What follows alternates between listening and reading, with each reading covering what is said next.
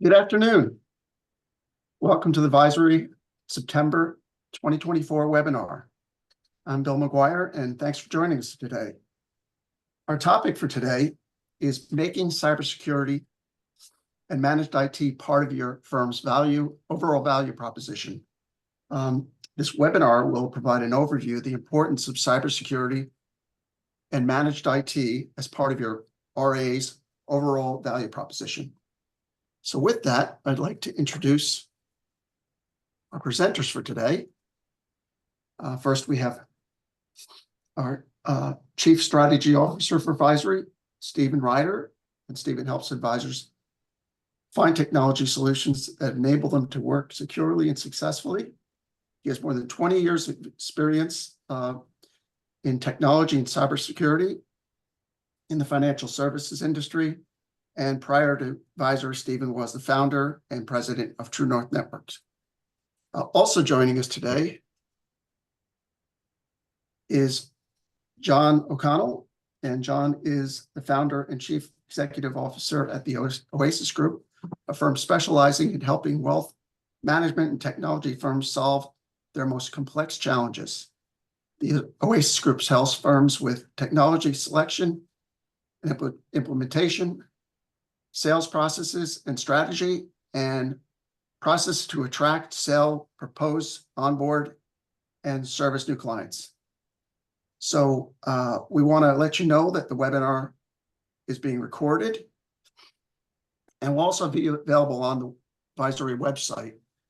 So be sure to let your colleagues know that the session is recorded and they can listen to it at their convenience.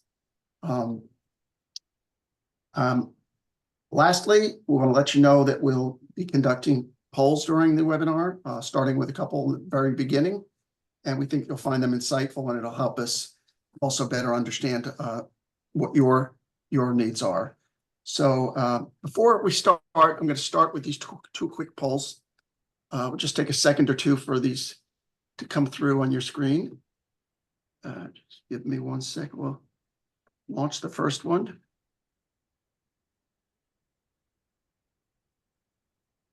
Thank you for standing by.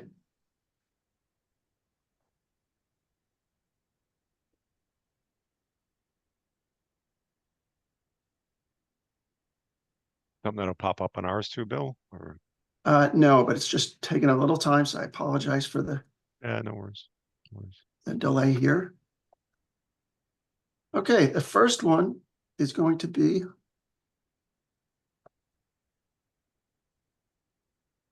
on confidence, and I'll read it as you can see it, but how confident are you with your current IT and cybersecurity practices? And we'll just take a second to see people are already answering it, so we'll give it about another 2 or 3 seconds. We'll end the poll in a minute. Still seeing them come through. Thank you for your participation. And then as soon as I see them starting to stop, which is, I guess, around now, I'm going to end the poll. And I'm going to share the results. So it looks like we've got the winner is somewhat confident, and very confident is not a close second, but a second. So that's good to know. That's great. And we got one more poll, and then we'll get into the presentation. Thank you.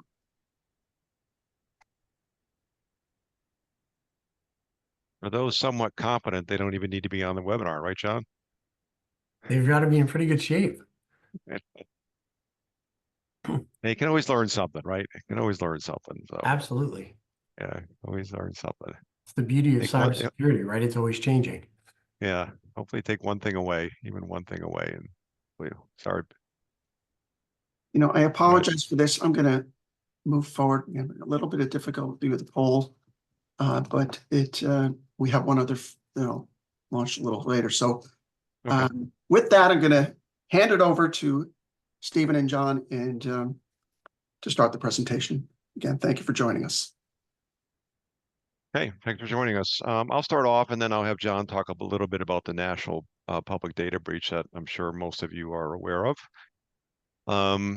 So a lot of times, I think sometimes people become a little apathetic about security because you just see, and it's like open the page, open the internet, and every other day you're seeing a data breach. And I think people just wonder, what more can we do? I mean, it's, these large companies are having issues, and I think that people just become desensitized by it. There are things that can be done, and the Internet Crime Complaint Center, which is part of the FBI, has significant data losses and data breaches that they track year in and year out. The next slide will show you a little bit more, exactly where that at. We'll hold off on that slide until John talks about the national public data breach that just recently happened. But losses are up. Crime is up. And I think that one thing that's really important about the wealth management industry, which is really important here, is your client are big target. Your industry is a big target because folks want to be able to attack this industry, get money wire transfers and have business email compromises and things like that, because there's a significant amount of dollars that can be garnered from attacking you and your clients. So these are the things we need to talk about, and things that you can do to try to protect yourselves. I'll let John talk a little bit about the MPD data breach, and we'll move on to the next slide and talk a little bit more. No, thanks very much, Steve. So many of you are probably not aware of National Public Data. It was a small company based out of Florida, and what they were was a background check company. So large corporations would contract with a background check company to run a background check, just like many of you probably went through when you joined your firm. So what essentially happened is National Public Data was breached. The bad actors were able to exfiltrate, which essentially means they copy outside of the company. They copied about 4 terabytes worth of data. Now, what is that? That's 2.9 billion rows of data was copied out of the company. And that essentially equates to a really large number of US citizens that had their data breached. So the bad actor was able to get 137 million unique email addresses, but more importantly, they got 272 million unique Social Security numbers. And that data came with not only the Social Security number, but the person's name, their legal address, their phone number, pretty much a lot of the data you need to be able to create an identity theft and an identity fraud. So what financial services firms need to be very careful of is when a client tries to open up a new account now, or you've got a new client that approaches you, the background check process becomes significantly more difficult because they already have the name, Social Security number, and a valid address, and in many cases, a valid email address to be able to create a fictitious account. So this just shows part of the challenges that you've got. I mean, they were a data broker, and they did not have their cybersecurity up to snuff and were breached. And that information is being sold out on the dark web so that a bad actor can now get it and be able to essentially impersonate an individual to open up an account. And despite a lot of the media coverage and a class action lawsuit and viable proof is pretty scarce. It's other than the bad actor that took responsibility for the attack. There's been very little information about how they were able to get so much data out of National Public Data. Copying 4 terabytes worth of data takes time. So they had to have been in the application, in their systems for quite some time to be able to copy it. So, it's another unfortunate example of a really large data breach that makes the jobs of a wealth management firm really much more difficult. Thanks, John. If we go to the next slide, I mean, John, one thing, what can people do to protect themselves against that, right? So, the obvious one is, freezing your credit, right? I mean, everybody should be freezing your credit. I mean, that should be a no-brainer. You, your clients, everybody should have frozen credit all the time, and only thought when you need a loan or you need something regarding your credit. But it definitely should be frozen at all times. Social Security's numbers are also really important. Making sure people are set up already with the IRS. They have some type of PIN or some type of secure connection, so somebody can't just file their tax return on their behalf. So if you have not done that with the IRS and you either file by paper or you file electronically, make sure you have a secure way of doing that. Any other thoughts on that, John?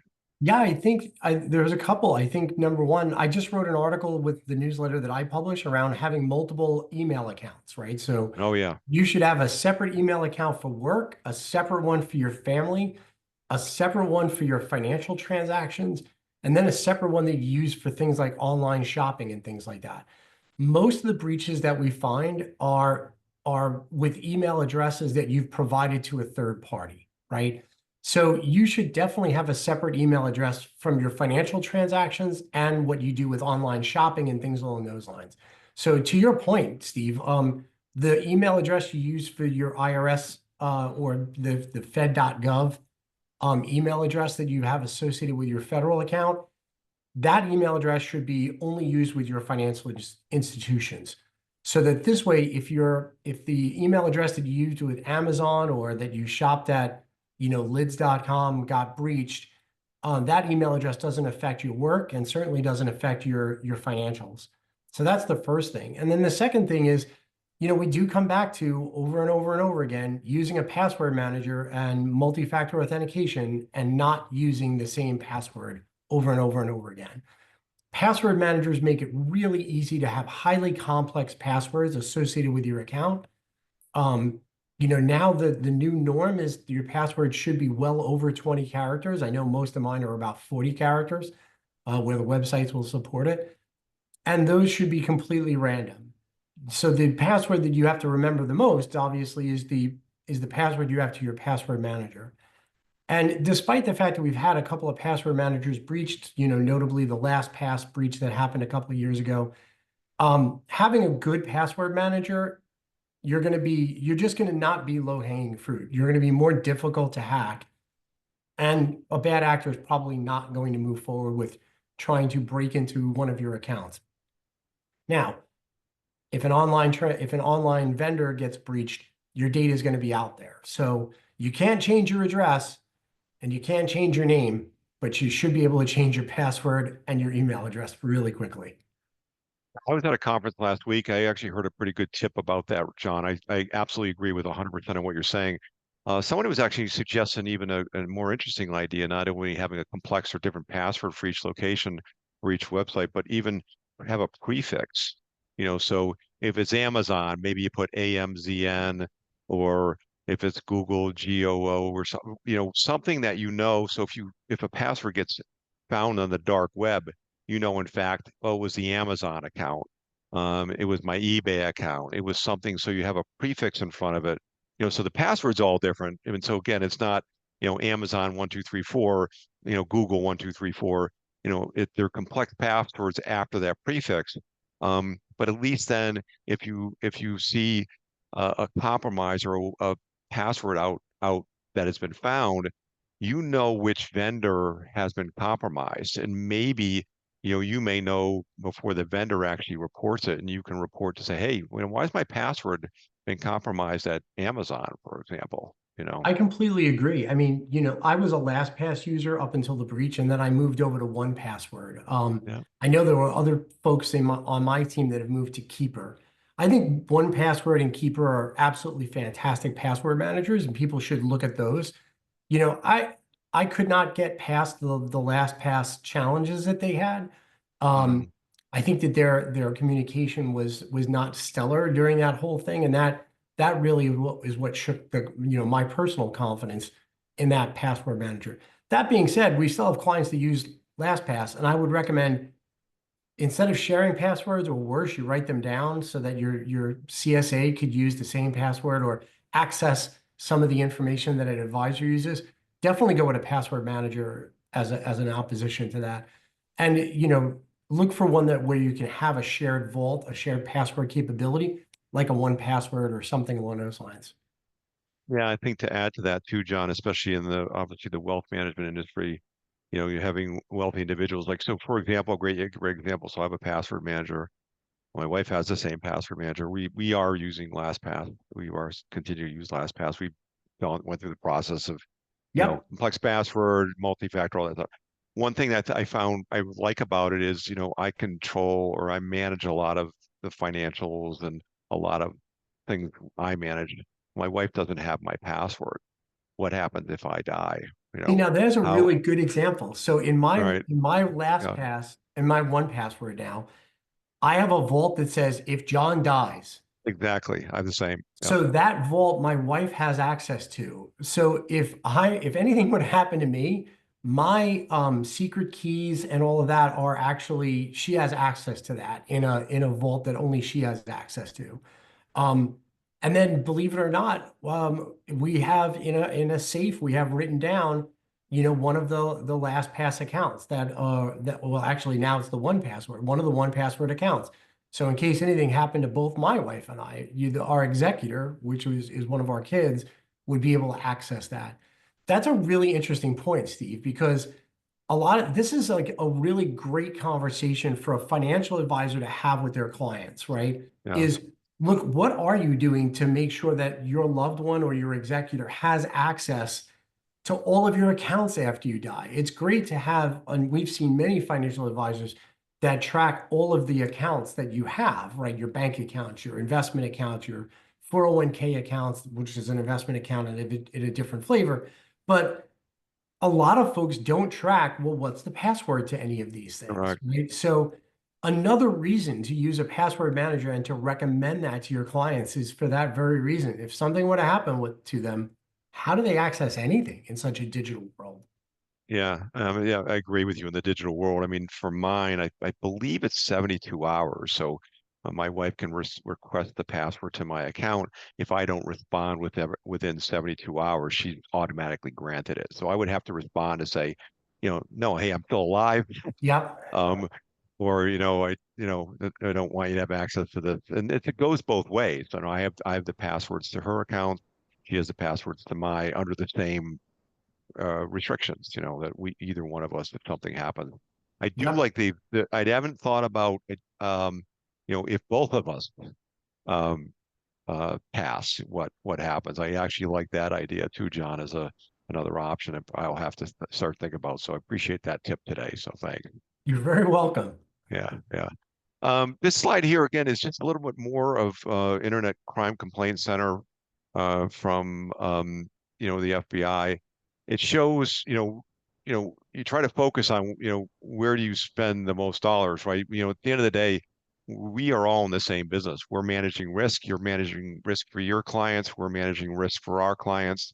Uh, clearly, the majority of these issues are regarding phishing emails and people clicking on things they can't click on. Quick description of these things. The tech support is, you get a pop-up on your screen or somebody calls you and says, hey, you got a problem on your computer. You let them in, and you get duped into allowing somebody on your computer and start trying to extort money out of you. Obviously extortion is what it is. You're trying to extort money out of people saying, hey, I've seen you on different websites. I've got your grandkid with me, and try and get money those ways. Non-payment, non-delivery, you're paying for something, it never shows up.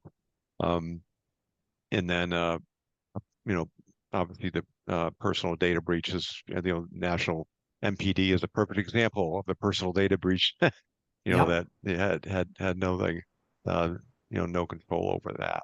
So, but definitely phishing, regarding this industry, email compromises as such.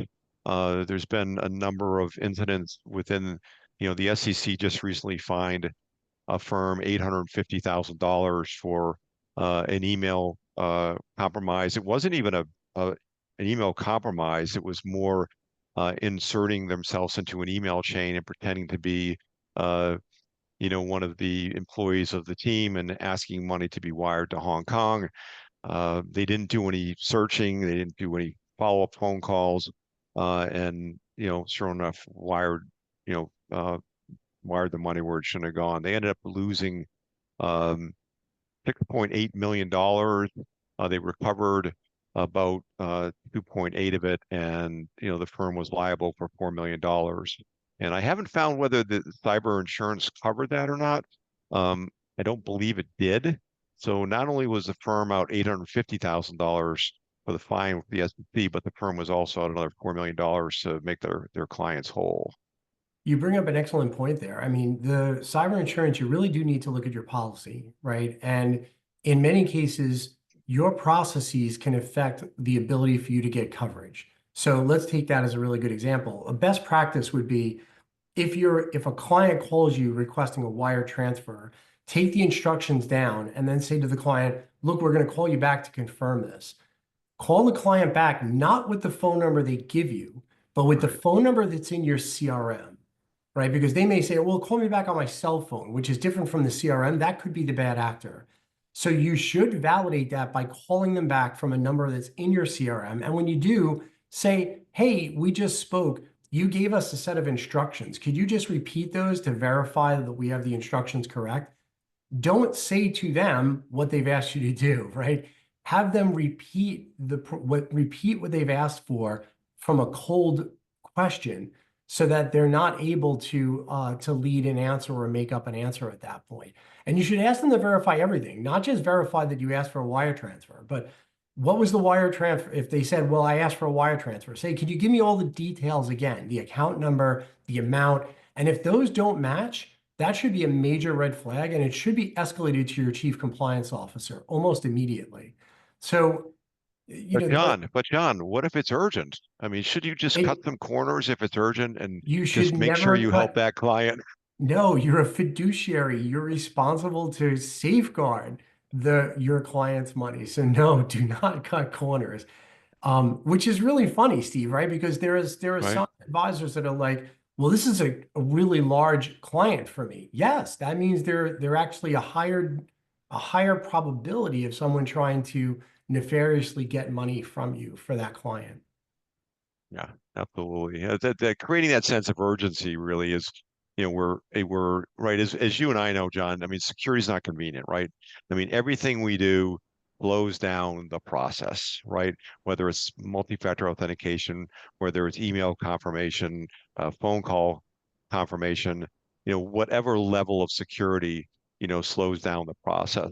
And it's inconvenient, pain in the neck, and people sometimes will take shortcuts. And when people take shortcuts, bad things happen. And that's where you've got to be really regimented.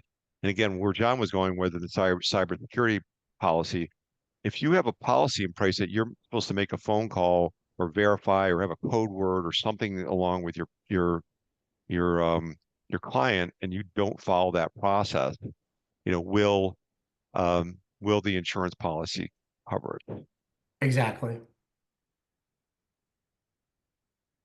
Hey, Bill, if you want to go to the next slide and yeah, so let's talk about, ways to reduce risk, for everybody. Um, I think it's critically important. I'd like to go with stories sometimes because, stories people can relate to. So a couple weeks ago, we got a call from a firm who was in the middle of an incident. I never say the word breach until it's been proven it's a breach. So they were in the middle of an incident. They called their current provider, and I've heard this story a couple times over the years, so that this isn't new to me. And they called their current provider and their current IT provider. Let me be more descriptive. So their current managed service provider, and the managed service provider didn't have any recommendations on what they should do because they've never experienced it. They don't. They're not part. They don't understand the financial services industry, and so um, this they're not a client, but this company, reached out and said, "Hey, what do I do? What do you guys recommend to do?" And of course, we don't have any insight into their network or their environment. So we said, "Do you have liability insurance? Do you have an agent that you can speak to?" They will probably put you in contact with a forensics company. I don't know where what's happened, but got to determine what happened to determine what you need to do about it. Um, so I think those are things that's, really important. John and I service the wealth management industry. This is our area of expertise. This is what our companies deal with. sitting through SEC audits, being involved with, endpoint detection response and logging. John had mentioned a great story early on in this conversation, the NPD breach, where he said people might have probably were on their network for a long period of time, but you had to exfiltrate 4 terabytes of data. Now, wouldn't you like to know that? So you have to have some type of response detection, logging going on in the computers, on the network, on the firewall, and the switches. So in the event that something's happened, somebody's alerted to it. Because if you don't have systems in place that are alerting events that are going on, people can be on your network for months. I think I remember an IBM study saying at one point, 6 months on average, people could be on your network if you're not logging and looking for nefarious activity. So are you comfortable that your provider is doing those services, John? No, I completely agree. I think that, how do you reduce the risk to your firm? Well, number one, you should have a separate security company from your MSP in many cases. Now, that can be a separate division, like Visory has separate divisions, your security division and your MSP division. But if you're working with someone who's just simply an MSP, they're not going to cover you from a cyber perspective. You should consider another firm in addition to your MSP. If you love your MSP, stick with them, but think about a cybersecurity firm for the very reason, Steve, that you just mentioned, right? Which is an MSP in many cases is not going to turn on logging, right? They're not going to be looking at the activity that you have across your network or the activity you have across some of your accounts. So they're not proactively monitoring that like a security operations center would. So that's a little bit of a different service that you've got. When you use a security company, they're monitoring things proactively. When you use an MSP, it's usually a ticketing help desk type of a solution that you've got. That's the bellwether. If you're saying, well, does my MSP do cybersecurity? Ask them, are you monitoring everything proactively? Do you have an alert system that will tell me if someone breached one of my systems? If someone logged into an account in the middle of the night, are you going to ring me up and tell me this happened? Or are you asleep too? Because Right. if that's the case, they're not a security operations system. So that's one of the questions you should ask. The second thing I would recommend is you definitely should have an independent review, either biannually or annually, to just go in and take a look at, is everything happening? What is my security company doing? What is my MSP doing? And Steve, you and I have partnered before where the Oasis Group provides those independent reviews, so it's have an independent review, have someone come in and look at it. The third thing I will say around reducing your risk is a lot of times we find there's significant risks with your vendors. In other words, as a financial firm, on an annual basis, you're supposed to evaluate your vendors to determine whether or not they are fitting your needs and whether or not they are secure vendors. That's an SEC rule. You're supposed to look at this every year. So if you have not evaluated your vendors in the past couple of years and have not had them redo a due diligence with you, then you should reevaluate them to see whether or not their security capabilities are up to snuff. I caution many people to trust a SOC 2. Many people hang their hat on a SOC 2 as if that is the golden apple and because my vendor has a SOC 2, I'm safe. That is not the case. And if you look at the largest breaches that have happened over the past couple of years, all of them had a SOC 2, right? Look at the MoveIt breach that I wrote extensively about. They had a SOC 2, right? It didn't stop an issue from happening. So what you need to do is you need to say to the vendor, SOC 2, great. What do you do with my data? Who do you share my data with? After the fact, who has access to my data? Do your independent contractors have access to my data? And are they under your security policy? By simply asking many of these questions, I think you're going to find that you probably have more risks than you realized, and you're going to need to do something to reduce those risks. That might be changing vendors. in some Yeah. cases. Yeah, and John, I agree with you regarding the at least an annual risk assessment. So again, as you know, we're a managed service provider and security service provider. We do alert 24/7 if something Yep. happens on the network. However, I always, when a client asks me, should I get an annual risk assessment and do you do those annual risk assessments? My answer is yes, you should get one. No, we should not be the one doing them. You should get a third party like John's company, to make sure, all the boxes are checked. And John, you do a great job, finding things, if there's something we can learn by something we may have missed, it's a value to not only us, it's a value to the client, that you know, the landscape's changing. You have to be on top of it. You got to make sure, you know, you're providing the level of security that you need all the time. Um, but it's really important a third party analyzes the full risk assessment and then makes recommendations, um, for all of us. So I always applaud.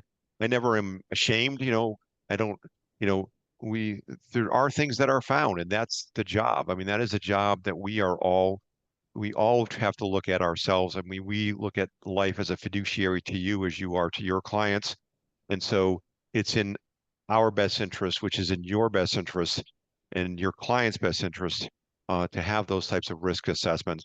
So to make sure that we're always doing our job, and all the doors are closed and locked and sealed, and anything missed that is found by a third party. Absolutely.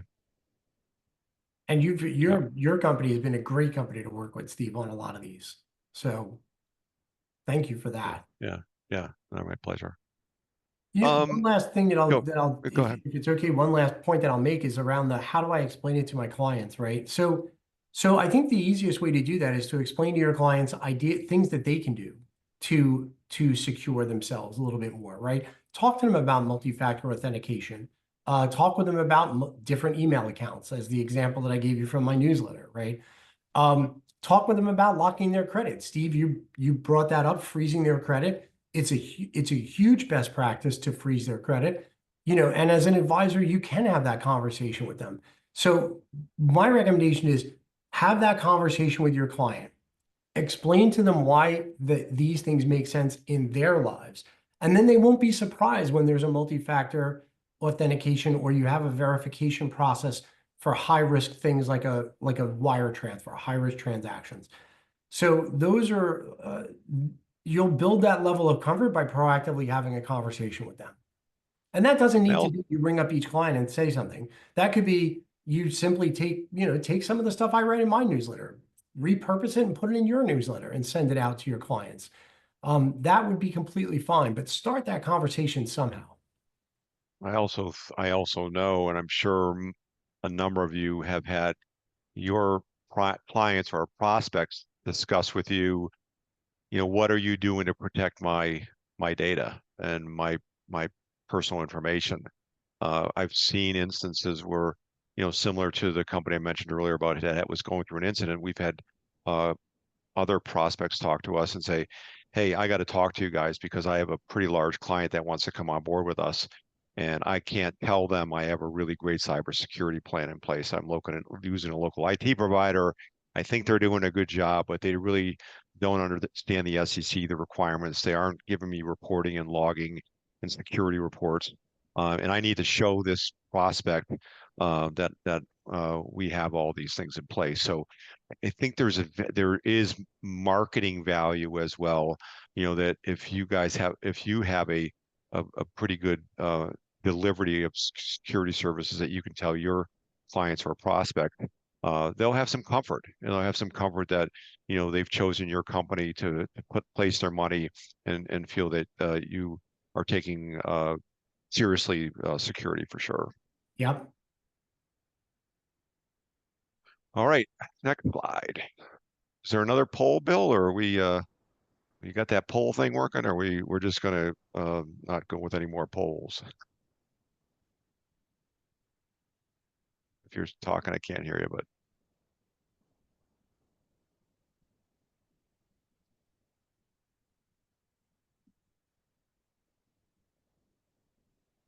Okay, so let's talk about we've already kind of talked a bit about your most valuable asset is your clients and your client data. The regulatory risks. I always get a kick out of this. None of us really like regulatory regulations that are coming at us and wanting us to protect it. The SEC for wealth management firms is not finalized yet. Um, it's still up for discussion right now. They have issued it for public companies, and it's probably a good benchmark for what we should be doing or what the wealth management industry should be doing, regardless of what the regulators are saying. This is just good business. This is just good business to protect um, your clients and your assets and your data. Um, and I'll talk about the people being your strongest or and weakest link. We know, per that slide, a few slides back, the biggest risk are phishing emails.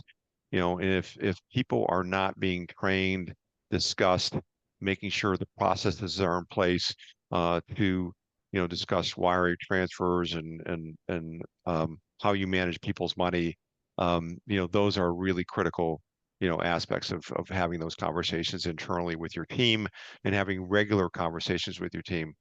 Lastly, before I'll let John to chime in here, you've got to really have um, an open culture. And what I mean by that is you can't have people afraid of saying if they did something wrong, because for us folks in the IT world and the cyber world, the quicker you know something happened, the quicker can you respond and the quicker you can stop it. So if you have um, a not open environment where people might fear to say, "Oh my God, I clicked on something or I did something wrong," and they don't want to bring it up, um, that really delays the process and can do more damage than good. So you want to encourage people to see if they see something, to say something, and again, talk about it.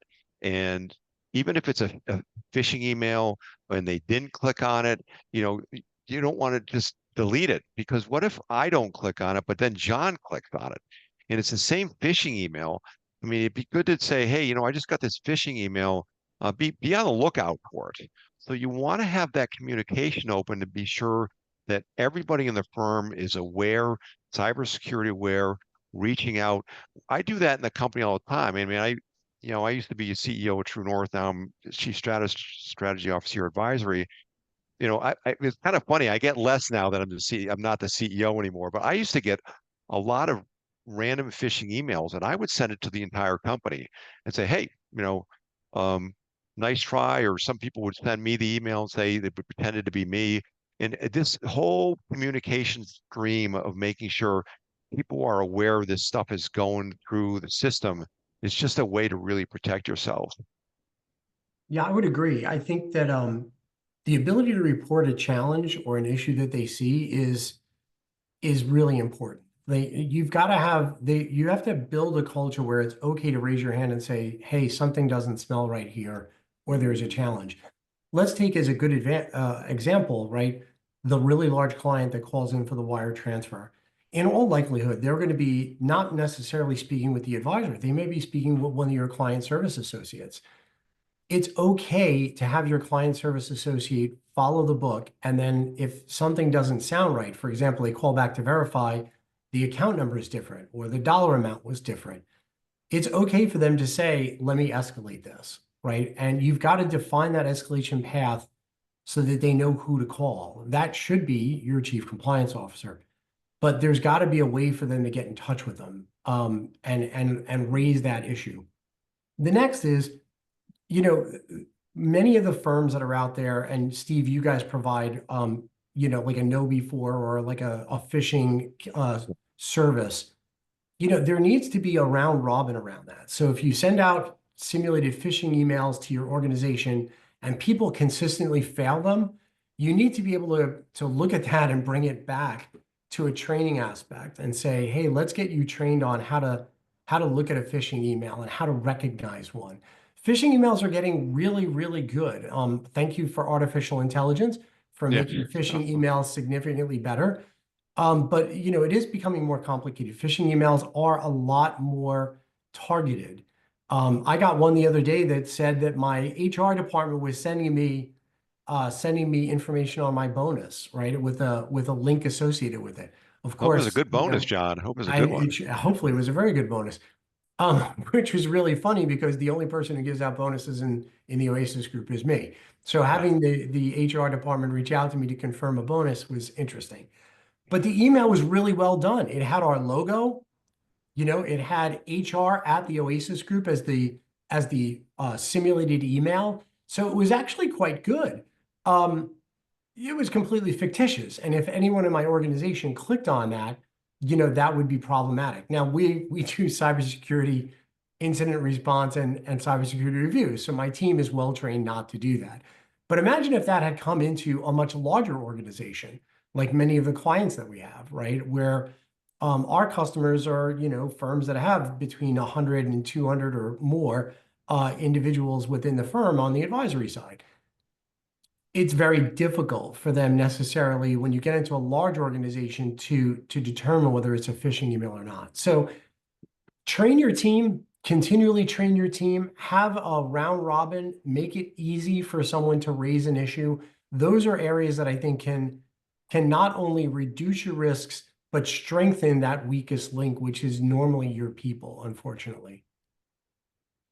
Hey, John, well, let's talk about tabletop exercises. Does your company do those? I mean, I think those are a good exercise because I think we talk a lot about what ifs, and it's a lot better to do a what if when you're sitting around a table and say, if this happens, what are we going to do? If, our phone systems go down, if some type of disaster happens, if someone, gets their email compromised. We had a this prospect I was talking about the other day who had an incident.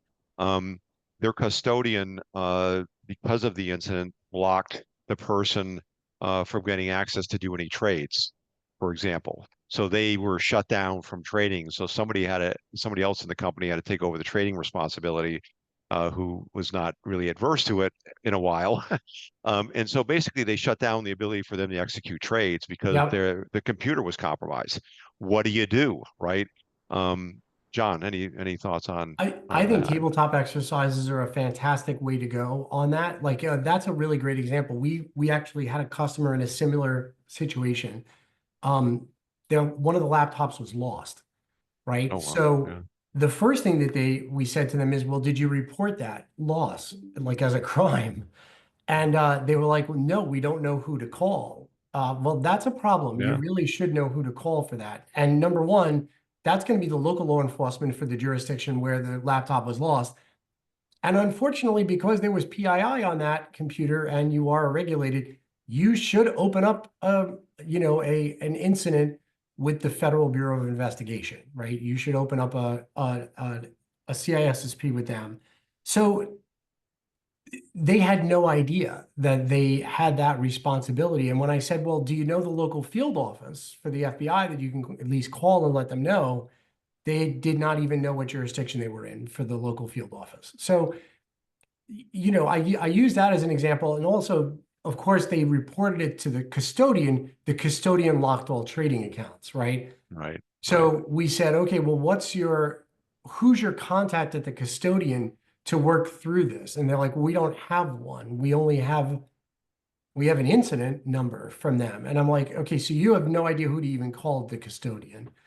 Then luckily we have a lot of relationships with the major custodians, right? So I could ring up someone over at Schwab and go, hey, who's the appropriate person for this particular account? Could you let me know? And within a couple of hours, we had the name of a resource that we could reach out to and work with. Um, but that's a great example. If you had done a tabletop exercise and said, okay, laptop gets lost, what do we do? Who do we call? That would have uncovered a lot of process challenges that RA had, right? And a lot of, they did not have an incident response plan. Highly recommended incident response plan.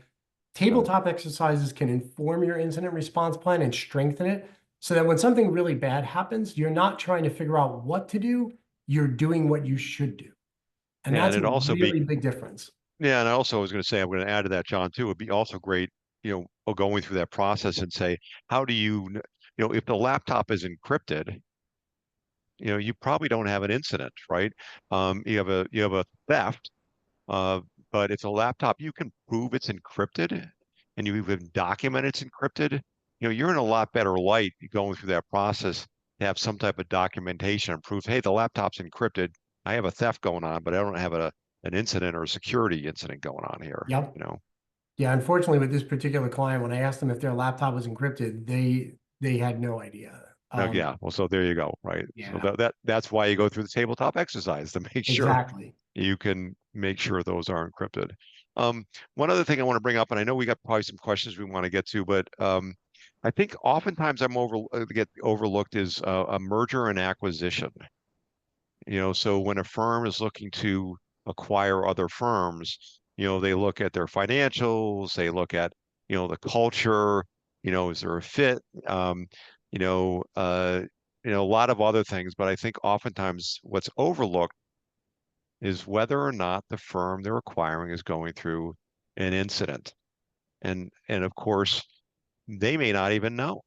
And so Correct. I find it really important, if you're going through the due diligence process of acquiring a firm, you best consider some type of a risk assessment, security assessment of what's going on in the environment right now, because you may be buying a problem.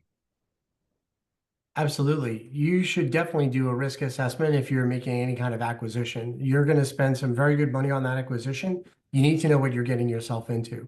So unfortunately, in many M&A because we do a lot on the technology side to merge technologies like CRM, financial planning, investment management, when an M&A event occurs. We're always brought in kind of after the fact. In only one incident in the 5 years that I've been doing this, has anyone brought us in advance to determine Wow. what they were getting themselves into. Most of the Wow. time, we're brought in after the fact. It would be, and then of course, after the fact, when we're brought in, we have to break some bad news as to, this is actually what you bought. These are the challenges you've got. This is what you should do to remediate it. And then here's what it's going to cost to do that kind of remediation. That can be really challenging for firms. So Yeah. I do recommend that they engage a little bit more early and often. Yeah, we were involved in one several years ago, and the firm ended up not acquiring the other firm because they were in the middle of an issue Yeah, that we discovered. And so I think they were happy they ended up not buying the firm. So really, really important part of that due diligence process to make sure that you know if anything's going on. Lastly, let's talk about transparency too, John. I mean, if you're in the middle of something or something's going on, the last thing you want to do is the Uber method, which I know about that, where they kind of hit it and try to pay the bad guys under the table and never disclose it. And I believe somebody from Uber went to jail over this. Last I knew, because they were not transparent about it. Yes, it's embarrassing and nobody wants to admit something happened, but I think transparency is really the way to go.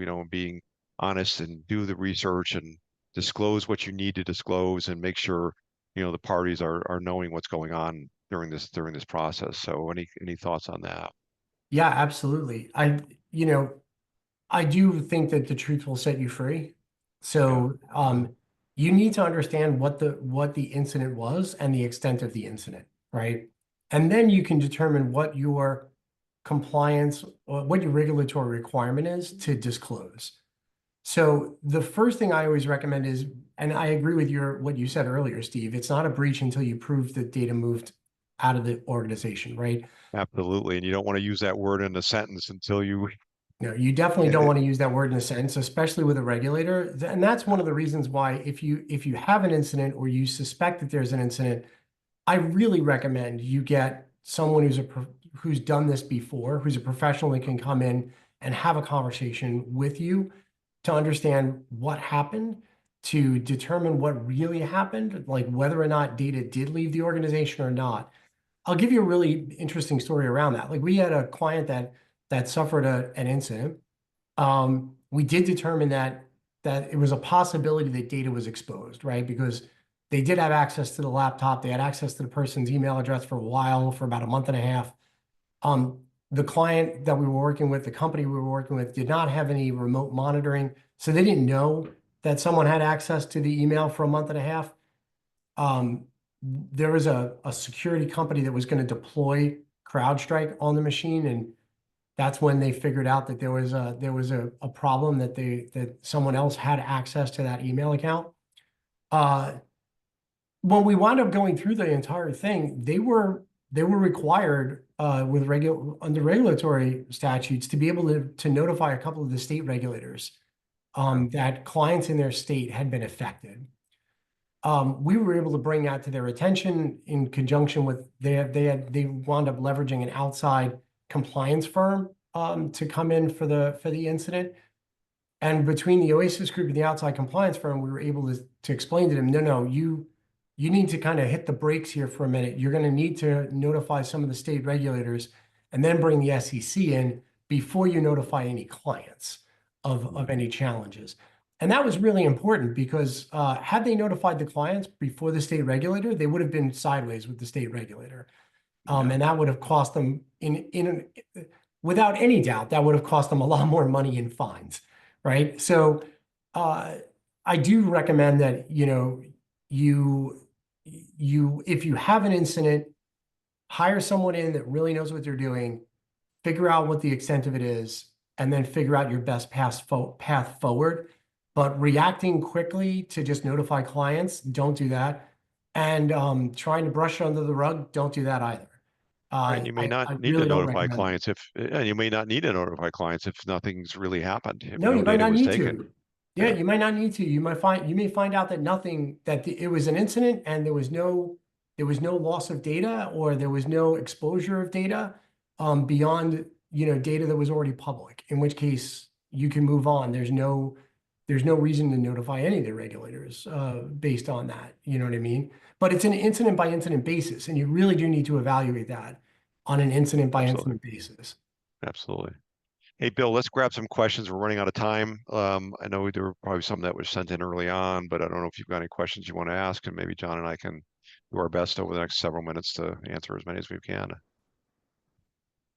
Sure, and I know that Cindy's been on with me and answering some of the ones directly that came in during the webinar. So Oh, okay, great. we're good there. Yeah, some of the ones that came in, we have about 5 minutes left, so we'll just kind of randomly grab about 15 questions that came in ahead of time, and be sure that we will get back with everybody on the questions that came in ahead of time to you.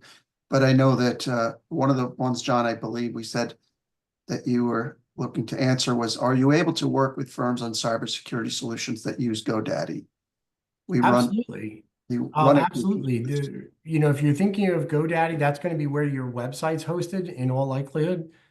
You might be using GoDaddy email because GoDaddy does have packages that offer Microsoft 365 email associated with them. In both cases, yes, we can work with GoDaddy and we can perform an audit that includes the GoDaddy environment that you've got. And then Steve, I know you can monitor many of the things that occur across the website, even if it's hosted at GoDaddy. Yeah, we do. What we do is, so typically, while they can host the domain and the website, we recommend, if they're Office 365 email, we like to have it in their own tenant. So there's a lot more management and data loss protection and all those things we can do. So definitely can use GoDaddy, but you definitely want the Office 365 not in a GoDaddy tenant per se. We have a lot more flexibility and a lot more things we can do for security on that. I would agree. I mean, if you're new, if you just started out your firm, the MS365 you can get through GoDaddy would be fine. But you're not going to, it's a watered down version of what you get. It's actually Office 365. It's a watered down version of what you would get in Microsoft 365. So it doesn't have a lot of the audit capabilities. It doesn't have a lot of the data retention capabilities that you would get normally if you had an M365 type of environment. Absolutely. Another interesting question. I know we kind of answered this already, but do you recommend your clients that deal with client data have cybersecurity insurance? I think you've answered that. Absolutely. Hey, one quick tip though. One quick tip we learned recently from a client. Check your deductible. We had a client with a very, very, very large deductible, and it didn't even come into play because it was so large. So be really careful about saying, hey, I can handle a very large deductible because it may be detrimental to your business. So be really careful about that. Check your deductibles, check your, how much coverage it'll do. Definitely talk with your agent and really talk it through, and it should be part of your business. I would agree. I think that you definitely need to take a look at that cyber insurance, and especially you need to look at the riders that are associated with that cyber insurance. In many cases, your cyber insurance policy expects you to have proactive monitoring. So if you're not working with a firm like Visory that has proactive monitoring of your environment, in all likelihood, that insurance policy can become a paper airplane. They're not going to cover you no matter what happens. So you definitely want to understand your cyber insurance policy. And I would recommend if you don't understand your policy, reach out to Visory or the Oasis Group. And, we've looked at hundreds of these things. We can give you some idea of where you stand on it. And actually, it's one of the things that we do when we do our cybersecurity assessment is we do look at your policy to make sure that everything that it says you have to have, you actually have. Yeah, don't make it up. If you say you're doing it on the question you answer, you make sure you're doing it. Don't just say, I think I'm doing it. You want to make sure you're doing it, because if you think you're doing it and you're not, and you have an incident, it's not going to be covered. So be really careful how you answer the questions. That's correct. Go ahead, Bill. Okay, I did have one other question that if you're able to answer this within a minute or so. I know we touched on the impact of AI. Since it's becoming avoidable, how do we use it securely? So any general tip on that, gentlemen? Steve, do you want to jump in? Because I'll talk a little bit about what we do there. I'll do real quick. I mean, for me, being real careful about what you're putting in for data. Don't put any client information. Don't say, hey, I got John O'Connell. He's worth $2.5 million. I'm looking for an aggressive investment strategy. Those types of things. I mean, be really careful about what you're asking the AI. And that would be my advice. Certainly, I think the awareness of a lot more. What you see on the internet is not always true either. There's so much deep fake going on. I don't think the deep fake really affects clients yet. But someday down the road, this verifying, as John said, check the phone number of your CRM. Making sure the person is who they are, and they definitely are your client. Could be interesting down the road, but I don't think right now it's all that prevalent, that you have to worry about that, I'm Steve Ryder, it's not a likeness of me. But John, go ahead. So there's a couple of things we have. We have a an AI wealth tech map that we publish every month. We've got 69 firms that are on that map. You can find that map on my website, or you can find it on my personal or my corporate LinkedIn accounts. That map includes 69 firms that are AI first firms that are focused specifically on the wealth tech space. We've also launched an AI road mapping offering that we do, which is an AI roadmap assessment. That AI roadmap assessment looks at the AI use case that you'd like to use, and then we'll help you to find and document the software that can best do that. So I'll give you a really concrete example.